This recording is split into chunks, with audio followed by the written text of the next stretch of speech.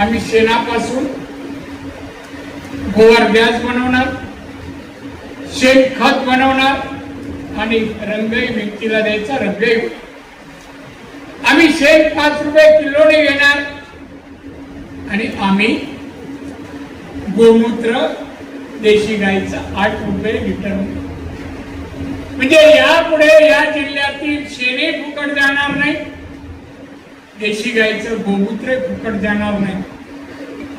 ज्याला व्यवसाय करायचा असेल शेतकऱ्यांना त्याने पुढे यावं.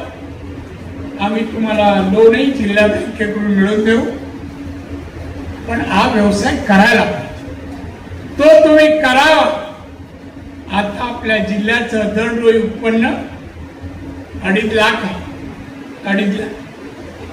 मराठवाडा आणि विदर्भाचं काही सरासरी मला माहित नाही, पण आम्ही 2.5 लाख आहोत. साहेब आमचा निर्धार आहे 1 वर्षात आम्ही 3.5 लाखाच्या वर जाण्यासाठी आम्ही सगळे प्रयत्न करू.